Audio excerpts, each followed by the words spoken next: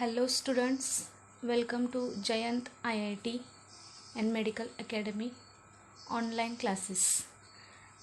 आज आपण आपला आवडता सब्जेक्ट केमिस्ट्रीशी रिलेटेड जो 12चा तुमचा 15 नंबरचा चॅप्टर आहे according to the new syllabus, ज्याचं टायटल आहे पॉलिमर किंवा इंट्रोडक्शन टू पॉलिमर केमिस्ट्री. हा आज आपण सुरू करतो आहे आणि त्याच्याशी रिलेटेड आज डिस्कशन करत असताना आपल्याला ह्या चॅप्टरमध्ये काय काय बघायचं आहे बघा. सुरुवातीला इंट्रोडक्शन आपण पाहणार आहोत, नंतर इंट्रोडक्टरी पार्ट, नंतर पॉलिमरचं क्लासिफिकेशन आपल्याला बघायचं आहे. Then some reactions are there, ज्याच्यामध्ये हे पॉलिमर्स कसे प्रिपेअर होतात वगैरे हे आपण शिकू शकतो. व्हल्कनायझेशन ऑफ रबर हे एक टेक्निक आहे, हे पण आपल्याला डिटेलमध्ये बघायचं आहे. आणि 5th पॉईंट ह्याच्यामध्ये कवर केलेला आहे बायोडिग्रेडेबल आणि नॉन बायोडिग्रेडेबल पॉलिमर्स. ओके, मग एकंदरीत हा शॉर्ट चॅप्टर आहे. 3 to 4 मार्क्सचं याचं वेटेज राहील. ओके, नाव 1 by 1 आता एक पॉईंट आपण आता कन्सिडर करायचा आहे. पहिला पार्ट जर कन्सिडर केला इंट्रोडक्शन. आता इंट्रोडक्शन ह्याचं खूप इझी आहे. चॅप्टरचे जे आपल्या टायटल आहे पॉलिमर्स, आता हा जर शब्द बघितला पॉलिमर्स तर ह्याला एक स्पेसिफिक मीनिंग आहे.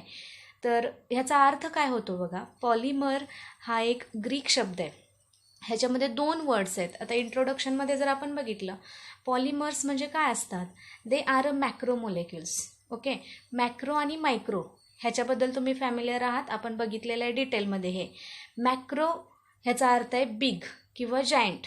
ओके, मग हे पॉलिमर जे आहेत हे जायंट मोलेक्युल असतात आणि जायंट असल्यामुळं ऑब्व्हियसली काय असणार आहे बघा, त्याचं जे वेट असणार आहे त्याचं वेट कसं असणार, हाय मोलेक्युलर वेट असणारे हे कंपाऊंड असतात. ओके, मग आता पॉलिमर हा जो ग्रीक वर्ड आहे ह्याच्यामध्ये 2 वर्डचं कॉम्बिनेशन आहे. पहिला वर्ड आहे तुमचा पॉली आणि दुसरा वर्ड आहे MERS. Okay, now students, what is the meaning of poly. आता हे तुम्हाला माहिती आहे, पॉली म्हणजे मेनी म्हणजे पुष्कळ आणि मर ह्या शब्दाचा अर्थ आहे पार्ट्स. ओके, मग पॉलिमर ह्या शब्दाचा अर्थ जर बघितला तर त्याचा अर्थ काय होतो बघा, मेनी पार्ट्स. समजतंय, मेनी पार्ट्स म्हणजे असे पुष्कळ पार्ट एकत्र असणार आणि हे एकत्र येणार आणि त्याचा एक मॅक्रो मोलेक्युल इथं प्रिपेअर होत असतो. समजतंय. मग आता पॉलिमर या शब्दाचा अर्थ सगळ्यांना समजलेला आहे. पॉलिमर म्हणजे ज्याच्यामध्ये असे मेनी पार्ट्स एकत्र येतात आणि त्याचा एक जायंट मोलेक्युल तयार होतो ज्याचं वेट हे जास्त असतं. मग आता आपण काय म्हटलं, हा मॅक्रो मोलेक्युल आहे आणि ह्याच्यामध्ये छोटे काहीतरी तयार होत असताना त्याच्यामध्ये काय असतं बघा, स्मॉल रिपीटिंग युनिट्स असतात. ओके, हे मॅक्रो मोलेक्युल जर प्रिपेअर व्हायचे असतील तर त्याला रिस्पॉन्सिबल कोण असतं, स्मॉल रिपीटिंग युनिट. म्हणजे असे छोटे युनिट एकत्र येत असतात आणि ते एकत्र येऊन त्याचा मॅक्रो मोलेक्युल तयार होतो. मग हे जे स्मॉल रिपीटिंग युनिट्स आहेत त्यांना काय म्हणायचं, तर त्यांना म्हटलं जातं मोनोमर्स. आता पॉलिमर आणि मोनोमर ह्यांच्यामध्ये काय कनेक्शन आहे, वी कॅन से आपल्याला शब्दाचा अर्थ माहिती आहे. पॉली म्हणजे मेनी, मर म्हणजे पार्ट. आता इथं पॉलीच्या ऐवजी शब्द काय आलाय बघा, फक्त मोनो. मोनो या शब्दाचा अर्थ पण तुम्हाला माहिती आहे. मोनो म्हणजे काय, it is a single. Okay, and मर मीन्स व्हॉट, पार्ट्स. मोनोमर म्हणजे सिंगल पार्ट. असे सिंगल पार्ट्स म्हणजे कोण आहेत, हे रिपीटिंग युनिट्स आहेत आणि हे जेव्हा कंबाईन होतात, हे कंबाईन होऊन याचा एक जायंट मोलेक्युल तयार होतो आणि हा जायंट मोलेक्युल म्हणजेच काय असतं, हे पॉलिमर्स असतं. म्हणजे पॉलिमर जर तयार व्हायचं असेल तर हे मोनोमर्स एकत्र यावे लागतात आणि मोनोमर एकत्र आल्यानंतर हा पॉलिमर तयार होत असतो. ओके, हा याचा अर्थ झाला. मग असे कुठले पॉलिमर्स आहेत जे आपण डे टू डे लाईफमध्ये बघतो. आत्ताचं युग जर बघितलं किंवा आत्ता आपण म्हणू शकतो हे जे आत्ताचा जो इरा आहे ह्याच्यामध्ये पॉलिमर केमिस्ट्रीचा मॅक्झिमम यूज केला जातो. तुम्ही म्हणाल आता कसं, तर मी एक्झाम्पल जेव्हा सांगेन तुम्हाला तेव्हा तुम्हाला समजेल की आपण किती या पॉलिमरशी रिलेटेड आहेत. तर जनरली ह्युमन बिईंग्स जर कन्सिडर केलं, म्हणजे आपली ह्युमन बॉडी जर कन्सिडर केली तर आपल्या बॉडीमध्ये काय असतात बघा, प्रोटीन्स असतात जे आपण डाएट थ्रू घेत असतो. प्रोटीन्स हे पॉलिमर्स आहेत. समजते, हे आपण बायोमोलेक्युल्स या चॅप्टरमध्ये डिटेलमध्ये बघता येईल आपल्याला. प्रोटीन्स हे पॉलिमर्स असतात. Then we can consider a nails, म्हणजे जी आपली नख आहेत, नखामध्ये सुद्धा पॉलिमरिक कंपाऊंड आपल्याला कंपोनंट बघायला मिळतात. किंवा आपलं बेस्ट एक्झाम्पल हेअर्स, म्हणजे केस जर कन्सिडर केलं तर केस जे आहेत तर त्याच्यामध्ये सुद्धा पॉलिमरिक कंपोनंट आपल्याला बघायला मिळतात. केरेटीन नावाचं जे प्रोटीन असतं हेअर्समध्ये ते पॉलिमर्सला बिलॉंग करतं. हे आपल्या बॉडीशी रिलेटेड झालं. देन हे सोडून अजून आपण काय बघू शकतो बघा, टॉईज म्हणजे लहान मुलांची जी खेळणी आहेत, हां ओके, हे पॉलिमेरिक कंपाऊंड आहेत.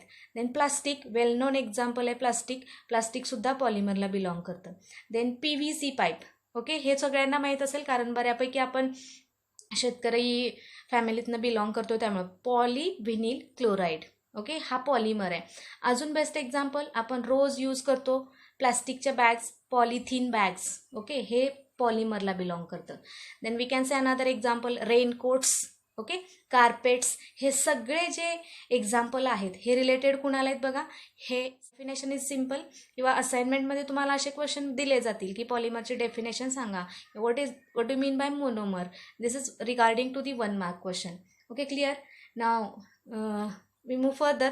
क्लासिफिकेशन, ओके, पुढचा पॉईंट आहे आपला आता क्लासिफिकेशनचा.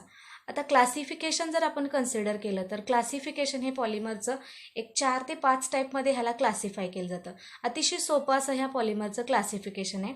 आता 1 बाय 1 जर कन्सिडर केलं तर सुरुवातीला आपण बघूया की हे जे पॉलिमर्स आहेत हे टोटल 4 टाईपमध्ये, किंवा 4 अजून एक 5वा टाईप इन्क्लूड करता येईल आपल्याला, तो होमोपॉलिमर आणि कोपॉलिमर ह्याला बिलॉंग करेल. ओके, क्लासिफिकेशन आता किती टाईपमध्ये केले बघा. पहिला टाईप आहे त्याचा सोर्स, दुसरा आहे structure, then third is a mode of formation, fourth is a intermolecular forces of attraction, समजतंय, आणि 5वा टाईप याचा होमोपॉलिमर आणि copolymer. This is a 5th type. आता हे जे आहे हे सुद्धा सोपं आहे. आता हे जर बघितलं, आता 1 बाय 1 आपण एक आता ह्यातला कन्सिडर करूया. क्लासिफिकेशनमध्ये पहिला टाईप आहे पॉलिमरच्या क्लासिफिकेशनचा depending upon the source. Okay, सोर्सवरती पॉलिमर क्लासिफाय कसे होतात. आता सोर्स या शब्दाचा अर्थ सगळ्यांना माहिती आहे. सोर्स म्हणजे ह्याचं उगमस्थान, हे कुठनं मिळवलं जातं ह्याच्यावरती हा पहिला टाईप बेस आहे. आता सोर्सवरती जर कन्सिडर केलं तर त्याच्यामध्ये 3 टाईप येतात.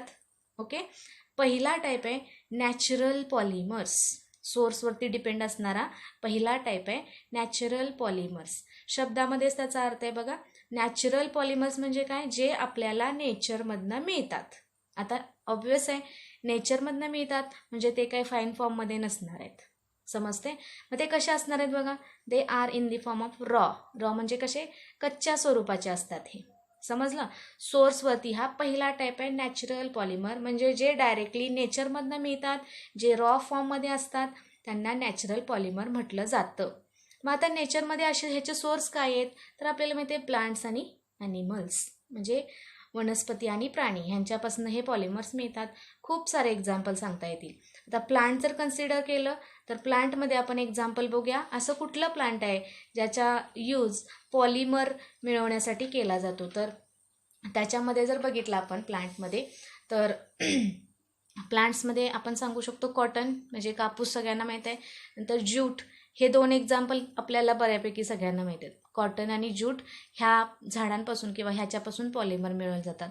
देन ॲनिमलच्या बाबतीत जर कन्सिडर केलं तर ॲनिमलचे जे हेअर्स असतात म्हणजे आपण बघू शकतो बघा हिवाळ्यामध्ये नॅचरल पॉलिमर्स, शब्दामध्येच त्याचा अर्थ आहे बघा. नॅचरल पॉलिमर्स म्हणजे काय, जे आपल्याला नेचरमधनं मिळतात. आता ऑब्व्हियस आहे नेचरमधनं मिळतात म्हणजे ते काही फाईन फॉर्ममध्ये नसणार आहेत, समजते. मग ते कसे असणार आहेत बघा, they are in the form of raw म्हणजे कसे कच्च्या स्वरूपाचे असतात हे, समजलं. सोर्सवरती हा पहिला टाईप आहे नॅचरल पॉलिमर, म्हणजे जे डायरेक्टली नेचरमधनं मिळतात, जे रॉ फॉर्ममध्ये असतात त्यांना नॅचरल पॉलिमर म्हटलं जातं. मग आता नेचरमध्ये असे ह्याचे सोर्स काय आहेत तर आपल्याला माहिती आहे प्लांट्स आणि ॲनिमल्स, म्हणजे वनस्पती आणि प्राणी ह्यांच्यापासून हे पॉलिमर्स मिळतात. खूप सारे एक्झाम्पल सांगता येतील. आता प्लांट जर कन्सिडर केलं तर प्लांटमध्ये आपण एक्झाम्पल बघूया. असं कुठलं प्लांट आहे ज्याचा यूज पॉलिमर मिळवण्यासाठी केला जातो, तर त्याच्यामध्ये जर बघितलं आपण प्लांटमध्ये तर प्लांट्समध्ये आपण सांगू शकतो कॉटन म्हणजे कापूस सगळ्यांना माहीत आहे, नंतर ज्यूट, हे 2 एक्झाम्पल आपल्याला बऱ्यापैकी सगळ्यांना माहीत आहेत. कॉटन आणि ज्यूट ह्या झाडांपासून किंवा ह्याच्यापासून पॉलिमर मिळवले जातात. देन ॲनिमलच्या बाबतीत जर कन्सिडर केलं तर ॲनिमलचे जे हेअर्स असतात म्हणजे आपण बघू शकतो बघा हिवाळ्यामध्ये वगैरे आपण स्वेटर्स वगैरे यूज करतो उलन्सचे, किंवा डायरेक्टली रॉ फॉर्ममध्ये वेगवेगळ्या फॉर्मचे स्वेटर्स वगैरे असतात, त्याच्यावरती जे हेअर्स असतात ते हेअर्स कुठनं ऑप्टेन केले जातात, तर ते ॲनिमलचे हेअर असतात. म्हणजे हे ॲनिमलचे हेअर जे आहेत ते बिलॉंग कशाला करतात बघा, नॅचरल पॉलिमरला. हे डायरेक्टली नेचरमधनं आपल्याला मिळतं, म्हणून त्याला नॅचरल पॉलिमर असं म्हटलं जातं. समजते, सोपा टाईप आहे. नाव सोर्सवरतीच दुसरा टाईप आहे सेमी सिंथेटिक पॉलिमर. कुठला टाईप आहे बघा, सेमी सिंथेटिक पॉलिमर. आता सेमी सिंथेटिक पॉलिमर जर कन्सिडर केलं तर ह्याच्यामध्ये 2 शब्दाचं कॉम्बिनेशन आहे, सेमी आणि सिंथेटिक.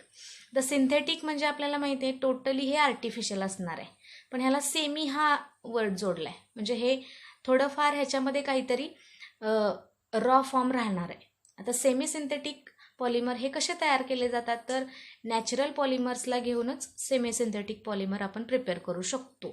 आता ह्याच्याशी रिलेटेड आपण डेफिनेशन कशी करू शकतो बघा, semi synthetic polymers are what, natural polymers जे असतात त्यांनाच मॉडिफाय केलं जातं बाय केमिकल ट्रीटमेंट. ओके, मग ह्याचा अर्थ काय सांगता येईल आपल्याला, सेमी सिंथेटिक पॉलिमर जे आहेत ते कसे मिळवायचे, तर जे नॅचरल पॉलिमर असतात त्यांनाच मॉडिफाय केलं जातं वेगवेगळ्या केमिकल ट्रीटमेंटला फॉलो करून. आणि मग केमिकल ट्रीटमेंटमध्ये मग ह्या ट्रीटमेंट जेव्हा आपण फॉलो करणार तेव्हा असा काय बदल केला जातो नॅचरल पॉलिमर्समध्ये, तर काय होतं बघा, जे पॉलिमर्स असतात ना त्यांच्या प्रॉपर्टीज थोड्याशा वाढवल्या जातात. किंवा प्रॉपर्टी वाढवल्या जातात तर त्या पॉलिमरची स्ट्रेंथ असेल किंवा त्याचा ॲपिअरन्स असेल किंवा त्याचं लस्टर असेल.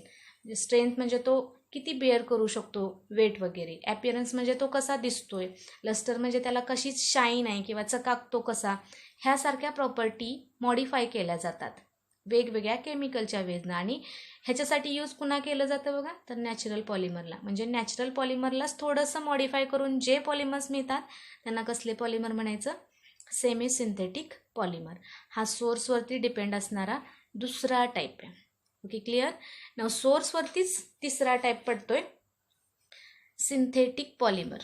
हां, आता सिंथेटिक आणि सेमी सिंथेटिक ह्याच्यामध्ये जास्त काही फरक नाही आहे. सेमी सिंथेटिकमध्ये नॅचरललाच मॉडिफाय करायचं, पण सिंथेटिकमध्ये काय घेतलं आहे, टोटली हे आर्टिफिशियल असतात. आर्टिफिशियल म्हणजे कळते, आर्टिफिशियली लॅबमध्ये ह्यांना वेगवेगळ्या केमिकल्सचा यूज करून प्रिपेअर केलं जातं. आणि we can say they are a manmade polymers. हे कसे असू शकतात, मॅनमेड, म्हणजे वेगवेगळ्या केमिकल ट्रीटमेंट्सनी ह्याला लॅबमध्ये आर्टिफिशियल वेनं प्रिपेअर केलं जातं, म्हणून ह्याला सिंथेटिक पॉलिमर म्हटलं जातं. एक्झाम्पल्स आपण ह्याचे सांगू शकतो, नायलॉन, तुमचं टेरिलिन घ्या किंवा खूप सारे एक्झाम्पल, बकेलाईट, ह्यासारखे जे पॉलिमर आहेत ते सगळे सिंथेटिक पॉलिमरमध्ये जातात. मग क्लासिफिकेशन ऑफ पॉलिमर ह्याच्यामधला हा पहिला टाईप आहे, डिपेंडिंग अपॉन दी सोर्स. सोर्सवरती 3 टाईप बघितले आपण. पहिला बघितला नॅचरल पॉलिमर, दुसरा सेमी सिंथेटिक पॉलिमर आणि तिसरा आहे तुमचा सिंथेटिक पॉलिमर. ओके, हा पहिला पार्ट झाला क्लासिफिकेशनचा. अतिशय सोपा टाईप आहे. नाव the second, classification based on the structure. आता तो पॉलिमर कसा आहे, त्याचं स्ट्रक्चर कसं आहे, ह्याच्यावरती दुसरा टाईप येतो क्लासिफिकेशनचा. ह्याच्यामध्ये 3 टाईप इन्क्लूड केलेले आहेत. सोपे टाईप आहेत हे पण बघा. स्ट्रक्चरवरती पहिला टाईप आहे लिनियर पॉलिमर. ओके, दुसरा टाईप आहे ब्रांच्ड पॉलिमर आणि तिसरा टाईप आहे नेटवर्क पॉलिमर. ओके, समजते. लिनियर, ब्रांच आणि नेटवर्क हे 3ही शब्द अतिशय सोपे आहेत. ह्याचा अर्थ पण आपल्याला माहिती आहे आणि ह्या शब्दामध्येच त्याचं स्ट्रक्चर कसं असणार आहे हे आपल्याला कळतं.